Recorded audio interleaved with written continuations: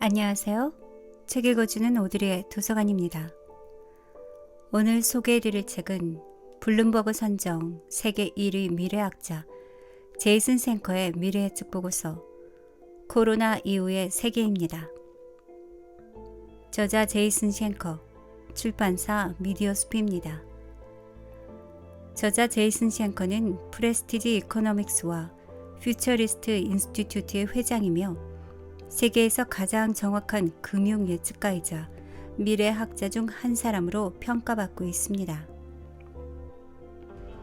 좋은 의미에서든 나쁜 의미에서든 코로나19의 영향은 향후 수년 혹은 수십 년간 그림자를 드리울 것입니다.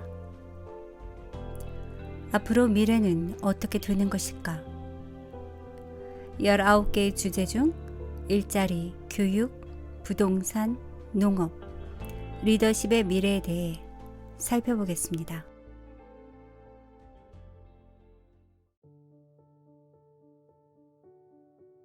성큼 다가온 원격 근무의 서막. 일자리의 미래. 사람들이 사무실 밖에서 일을 시작한 지는 어제 오늘의 일이 아니다. 13년 전 내가 2007년 맥켄지에서 컨설팅 일을 시작했을 때 맥켄지를 포함해 많은 컨설팅 기업들이 재택근무를 허용했고 사람들은 이미 편안한 개방형 사무실에서 근무했다. 하지만 이 같은 업무 환경의 변화 속에서도 기업들은 사무실 자체가 없는 원격 근무 환경으로 변해가는 것을 원하지 않았다. 하지만 우리는 이제 분수령에 서 있다. 기업 입장에서 많은 인력이 사무실 밖에서 일할 수 있는 환경이라고 해도 이에 대해 거부감이 강했는데 이제는 어쩔 도리 없이 받아들여야 하는 상황이 되었다. 일부 기업들은 애초부터 그렇게 운영해왔다. 그리고 앞으로도 그렇게 운영을 지속하며 관리비를 줄이고 직원들이 좀 더 만족스럽고 유연하게 일할 수 있는 환경을 제공할 것이다. 원격 근무 환경의 변화 외에도 세 종류의 직업, 즉 세 종류의 노동자들에 대한 새로운 변화가 일어나고 있다. 먼저 필수 노동자들을 위한 필수 직업이 있다. 이 직업은 사람들이 일터에 나와야 할 수 있는 일들을 말한다. 여기에는 의료, 공공시설, 제조업, 농업, 유통망, 그리고 그 외에 경제가 굴러가고 사회 전반의 안정성을 유지하는 데 필수적인 산업들이 해당한다. 두 번째로는 지식 노동자들이 있다. 이들은 사무실 밖에서 업무를 볼 수 있는 인력들이며 기술, 금융, 여타 분야의 많은 산업군이 여기에 속한다. 사무실 밖에서 운영될 수 있는 전문 직종 외에도 필수 직업의 사무, 행정, 경영 인력들 또한 사무실 밖에서 일할 수 있다. 마지막으로 세 번째 인력 분류가 있다. 이 분류는 말 그대로 그 외의 노동자들이다. 불행히도 이 부류의 많은 인력이 사무실 밖에서 일할 수가 없고 이런 노동자들은 필수 인력으로 고려되지 않는다. 서비스 기반의 일들이 대표적이다. 식당과 술집, 영화관, 카지노, 미용실, 네일샵 등에서 일하는 노동자들이 여기에 해당하며 전체 숫자로 따지면 정말 많은 수의 일들이 필수적이지 않은 현장 업무 인력으로 분류된다. 향후 10년간 급격히 성장할 직종을 살펴보자. 4년제 대학 또는 전문대학의 학생들이 의료 분야 전문직을 선호할 가능성이 커질 것으로 보인다. 코로나19 사태로 인한 경기 침체로 얼어붙은 취업 시장에서 어려움을 겪는 친구들을 보며 전공을 바꿔야 하는지 고민하는 학생도 있을 것이다. 다른 전문직의 일자리가 감소하는 것을 보고 있자면 학생들은 의료 분야야말로 경기 침체에 강한 직종이란 생각이 자연스럽게 든다. 실제로 의료 분야는 그렇다. 의료 분야는 수요가 높고 오랫동안 미 노동청 자료에서 향후 10년간 급격히 성장할 직종으로 분류됐다. 인구가 고령화되고 수명이 길어지는 한편 국민 소득이 증가하면서 향후 의료에 대한 수요가 커질 가능성이 있기 때문이다. 사람들이 의료 분야로 들어가는 이유가 무엇이 되었든 경제적 불확실성과 변덕스러운 금융시장, 팬데믹의 위험성과 자동화 시대에 변하지 않을 기회의 직업이자 분야인 것은 분명하다. 그뿐만 아니라 의료 지출은 자기 마음대로 이용하거나 이용하지 않기를 정할 수 있는 영역이 아니다. 병원 치료가 필요하면 어쨌거나 치료를 받아야 한다. 의료 서비스는 국민 총생산이나 주식시장의 상황에 따라 크게 영향을 받는 관광산업과는 성격이 다르다. 의료 분야는 사람들이 경제 상황과는 상관없이 꾸준히 필요로 할 상수이다. 의료 분야 커리어는 앞으로 오랜 기간 변덕이 없을 것이다. 고령화 인구가 증가하면서 의료 최전선에서 개인간병보조원, 정규 간호사, 재택건강보조원 등이 좀 더 확대될 것이기 때문이다. 미국 노동청 통계 발표 자료에 따르면 2028년까지 가장 전망이 좋은 의료 일자리 중 가장 빠르게 성장하는 직업 9군을 발표했다. 태양광 발전기 설치기사, 풍력 발전용 터빈 기술자, 재택건강보조원, 개인간병보조원, 작업치료 보조사, 정보보안 분석가, 보조의사, 통계학자, 임상간호사이다. 미국의 노동시장은 항상 변화해왔다. 1800년대 중반 대다수는 농업에 종사했다. 그러나 오늘날 농업 직종은 전체 미국 노동인구의 2%에도 미치지 못한다. 하지만 농업 외에도 커다란 변화가 있었다. 불과 몇 년 전만 해도 아무도 예상하지 못한 유통망 같은 일부 분야가 폭발적으로 성장한 것이다. 반면에 제조업은 1970년대 정점을 찍은 이후 계속 떨어졌다. 코로나19 팬데믹에 대응하는 과정에서 AI나 로봇, 자동화에 관한 거대한 수요가 존재한다는 사실이 또한 밝혀졌다. 특히 공급망에서 그렇다. 공급망은 경제의 생명줄과 같다. 여러 군데 분산되어 있는 적은 재고에도 불구하고 소비자의 수요를 충족시키기 위해 공급망의 자동화 기술은 그 기능의 한계를 시험받곤 했다. 코로나19 팬데믹으로 전자상거래는 중대한 전환점을 맞았다. 이제 전자상거래는 편의의 문제가 아니라 필수품이 되었다. 향후 그 입지는 훨씬 더 분명해질 것이다. 공급망의 경제적 수요를 사람들로만 모두 충당할 수 없기에 자동화는 필수적이다. 그런데도 앞으로 다가올 수십 년간 공급망에 종사하는 사람들은 계속해서 늘어날 것이다. 의료 분야와 공급망 이상으로 첨단 기술이 접목된 직업, 원격으로 업무를 처리할 수 있는 직업은 고용시장에서 상당한 경쟁력과 가치가 있다.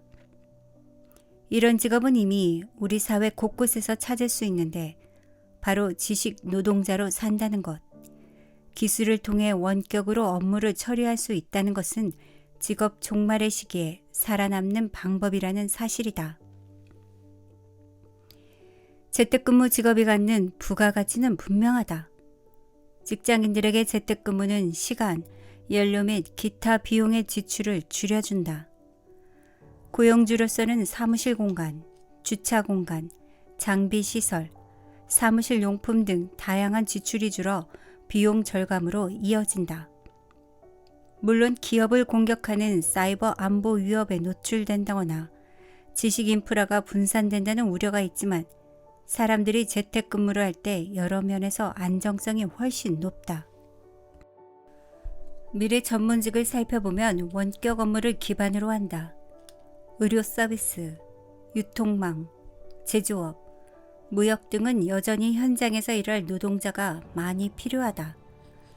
하지만 비즈니스 직업과 전문가의 역할은 대부분 온라인화가 될 것이다. 의료 서비스업, 유통업, 원격 직업에 대한 사회 경제적 선호가 커졌고 코로나19는 이를 성큼 앞당겼다. 코로나19 팬데믹이 종식된 이후에도 이 직업들은 장기간 선망의 직업이 될 것이다.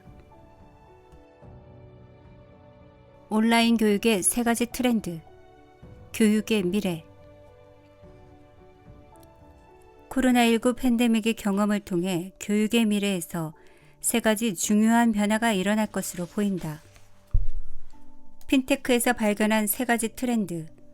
금융 중개 탈피, 민주화, 사용자 경험의 향상은 교육의 미래에도 같은 영향을 끼칠 것이다. 첫 번째 트렌드는 교육 길드 시스템을 해체함으로써 교육에 들어가는 중간 단계 비용이 사라진다는 점이다. 두 번째 트렌드는 온라인 플랫폼에 대한 접근을 민주화하는 것인데, 다시 말하면 시스템을 보편적으로 만들어 보다 많은 이들을 교육하는 것이다. 세 번째 트렌드는 학습 경험을 향상할 기회가 있다는 것이다. 대학이나 대학원이라 하면 사람들은 대부분 공부하기 좋은 환경 여건들이 유기적으로 잘 갖춰진 도심 속의 전형적인 캠퍼스를 떠올린다. 하지만 이젠 그러한 이미지에 아주 큰 변화가 있을 것이다. 근래 들어 중소형 대학들이 재정난을 겪고 있다. 불경기에 온라인 교육 확산까지 겹쳐 부실 대학들은 머지않아 문을 닫을 수밖에 없을 것이다. 일부 소규모 리버럴 아트 칼리지나 온라인 교육 확대를 거부하는 학교들은 폐교할 일이 생기더라도 대형 학교들은 이것을 굉장한 기회이자 자신들의 시대적 소임으로 보고 변화를 따라가거나 확대해 갈 것이다. 결과적으로 온라인 교육을 확대해 보다 많은 사람이 교육의 혜택을 누릴 수 있을 것이다. 그리고 이러한 대학 교육의 변화 추세는 등록금을 합리적인 수준으로 낮출지도 모른다.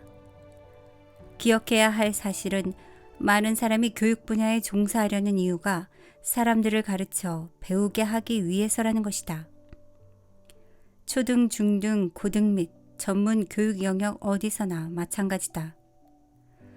그렇기 때문에 교육의 효과만 보장된다면 교육자는 좀 더 많은 사람을 도울 기회가 있는 온라인 교육을 현재의 오프라인 교육보다 더 큰 소명으로 생각할 수 있다. 다만 학습자의 수가 늘어나면 교육의 질이 떨어질 수도 있는 것이 한 가지 결정적인 우려사항이다. 하지만 코로나19로 인해 온라인 교육으로 전환되고 학습자 수가 급격히 늘어났다는 사실만으로 양질의 효과적인 교육이 불가능한지는 지켜볼 일이다. 교육의 효과가 여전하다면 대규모 명문 학교에서 온라인으로 강의를 듣는 학생들을 획기적으로 늘려 결국엔 중간 단계 비용을 줄일 수 있을 것이다. 위태로운 명문대학. 교육에서 중간 단계 비용이 사라질 것을 예측하는 이유 중 하나는 한 학기에 수천만 원의 대학 등록금을 감당하던 학부모 또는 학생들이 온라인을 통한 원격 수업만으로도 같은 교육을 받을 수 있다는 것을 깨닫게 될 것이기 때문이다. 학부모나 학생들에게 이는 충격적인 경험이어서 정규 대학 과정 대신 빠르게 과정을 마칠 대안을 찾거나 꼭 교육적 가치 때문에 명문 대학에 가는 것은 아니라고 학교를 다시 생각할 수 있다. 사실 엘리트 교육을 찬성하는 가장 큰 이유는 엘리트 교육을 통해 특수한 인적 네트워크를 가질 수 있다는 데 있다. 그러나 원격 교육을 하면 네트워크는 훨씬 더 느슨해진다.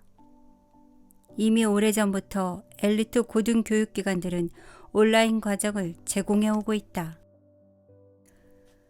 온라인 강좌든 원격 강의든 혹은 온오프라인 혼합형 강의든 코로나19 팬데믹에 따른 교육의 미래는 결정적으로 2가지 결과를 가져올 것이다. 코로나19 팬데믹으로 전체적으로 교육의 혜택을 받는 비율이 증가할 것이다.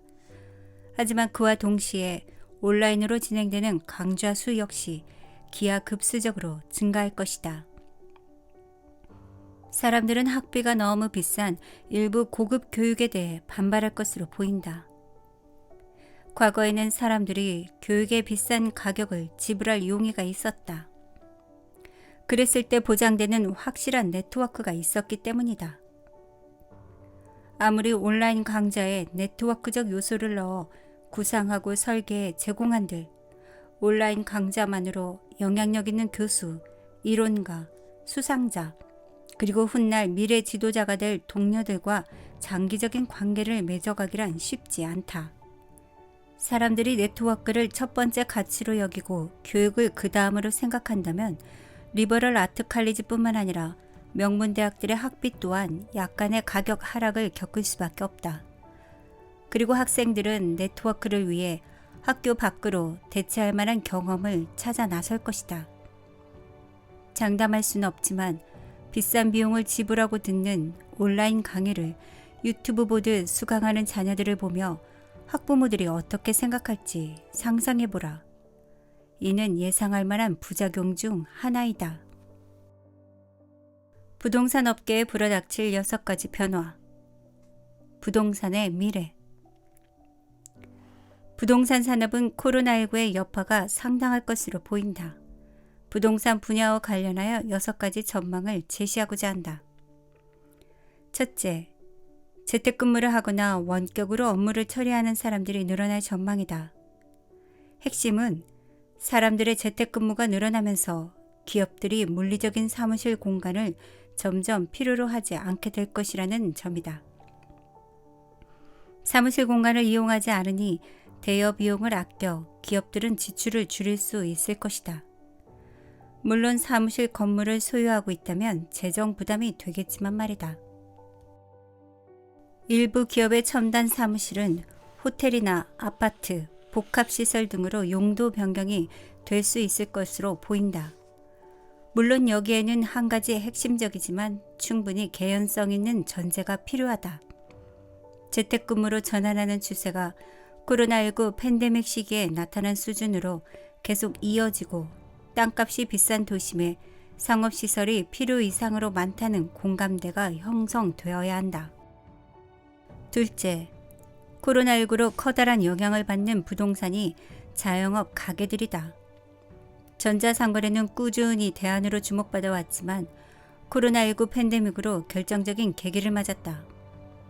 코로나19의 영향으로 소상공인, 자영업자와 전통시장 등은 완전히 문을 닫거나 코로나 이후 영업을 재개할 수 있기를 기다리는 처지에 있다. 특히 심각하게 피해를 본 곳은 면대면 접촉이 높은 서비스 산업이다.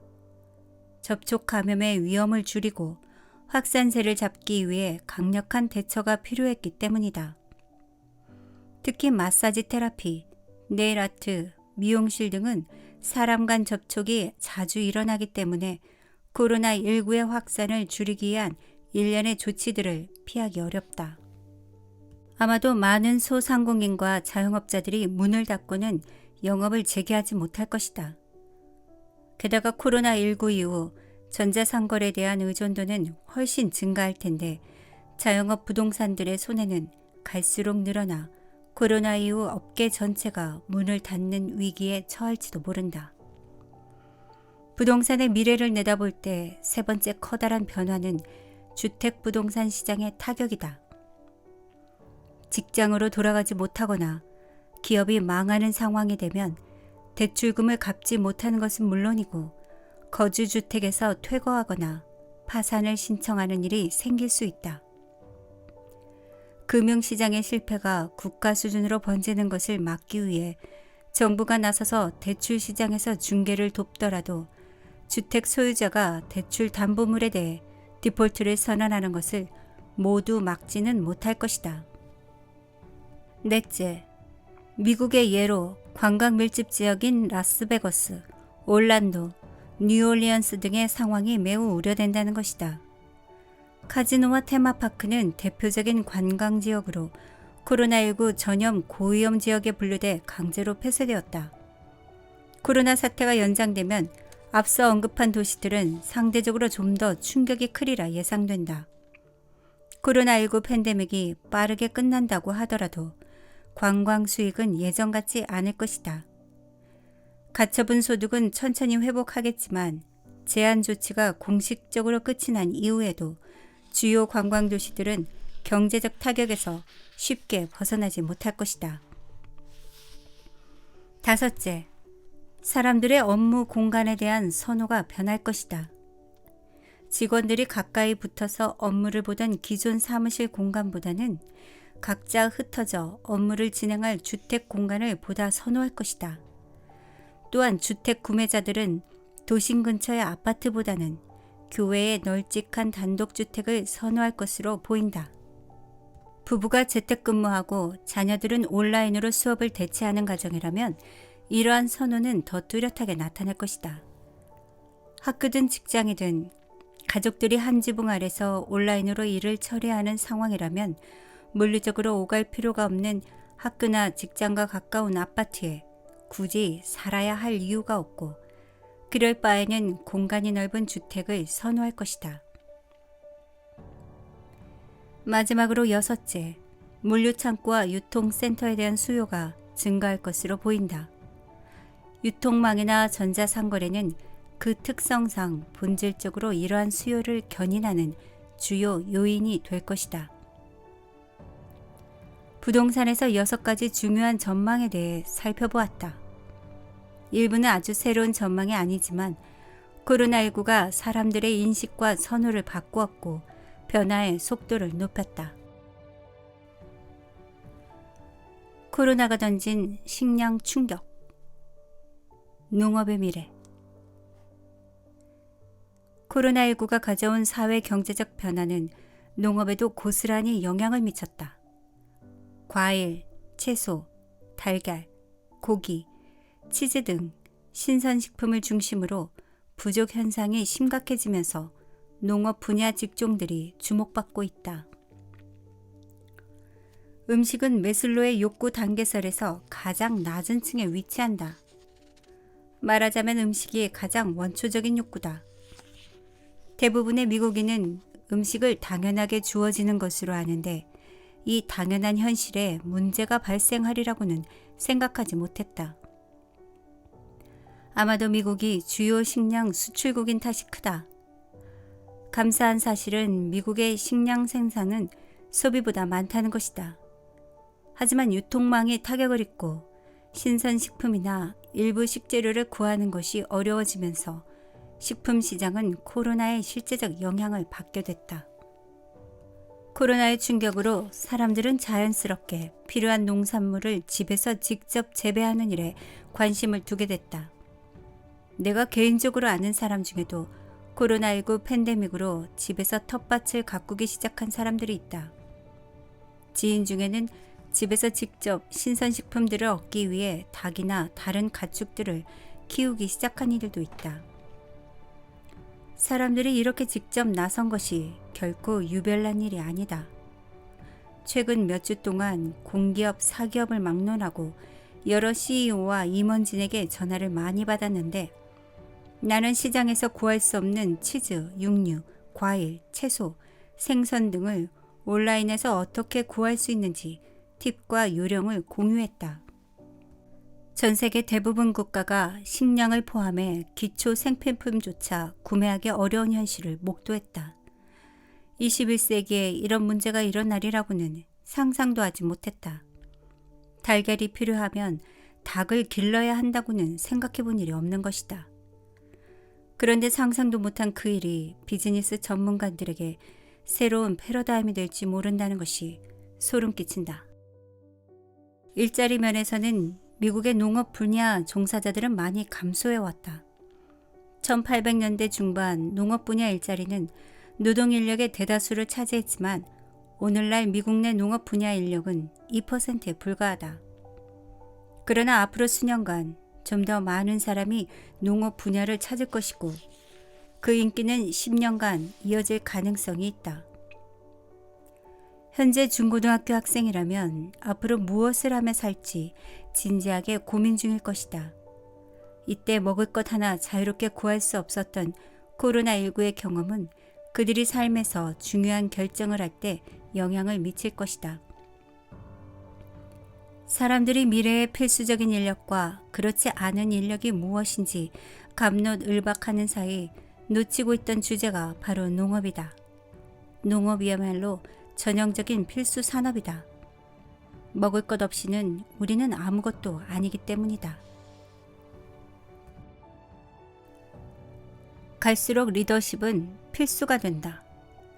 리더십의 미래. 미래는 지금과 다를 것이다.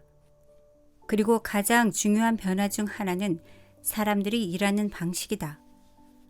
앞으로 지속할 변화 또는 잠재적으로 빠르게 달라질 변화를 두고 일자리의 미래라 한다. 리더는 앞으로 무엇이 다가오는지, 앞으로의 변화가 리더십에 어떤 의미가 있는지 알고 있는 것이 중요하다. 앞으로 다가오는 변화로 인해 리더십을 발휘하는 것은 업무에서 중요한 부분이 될 것이다. 특히 갈수록 변화하고 지리적으로도 더 분산된 기업의 조직 사다리에서 승진하려면 리더십이 필수적이다. 최근 몇 년 동안 가파르게 성장하고 있는 트렌드가 재택근무다. 이미 미국에서는 2005년부터 2015년 사이 재택으로 근무하는 인력은 2배가 되었고 이 같은 증가세는 주춤할 기미가 보이지 않는다. 오히려 더 속도가 붙을 것으로 보인다. 재택근무로 인해 일하는 방식과 시간, 장소 모두 유연해진다. 하지만 직장 동료들, 부서장, 고객들과 물리적으로 연결되는 것은 줄어든다. 그 물리적인 거리를 극복할 유일한 방법은 눈에 띄는 것이다. 일을 잘하는 것은 중요하다. 일을 잘하는 것이 첫 번째다. 하지만 재택근무로 서로 흩어져서 일하는 직장이라면 일만 잘하는 것으로는 충분하지 않다. 사람들이 종종 하는 말은 돋보이는 사람이 되기 위해서는 눈에 띄어야 한다는 것이다. 그것이 핵심이다. 돋보이는 사람이 되기 위해서는 눈에 띄어야 한다. 눈에 띄기 위한 긍정적인 방법을 찾아야 한다. 시간과 공간적으로 떨어져 있는 사람들에게 알고 있는 것을 잘 보여주어야 한다. 눈에 띄는 리더가 되는 것은 단지 현재를 위한 연습이 아니다. 물리적 제약을 넘어 리더로서 존재감을 드러내 보이는 것은 향후 커리어의 성공과 승진을 위해 갈수록 중요한 요소가 될 것이다. 리더의 이 같은 역량이야말로 코로나19 팬데믹으로 인한 재택근무 시대에 가질 수 있는 가장 큰 전문직의 면모이지 않을까. 물리적 거리를 넘어 리더십을 효과적으로 투영할 수 있어야 한다. 오늘 낭독은 여기까지입니다. 함께 살펴보지 못한 내용 중에 좋은 내용들이 많이 남아있는데요. 가능하시다면 완독해 보시면 좋을 것 같습니다. 끝까지 함께 해주셔서 감사합니다. 여러분 행복하세요.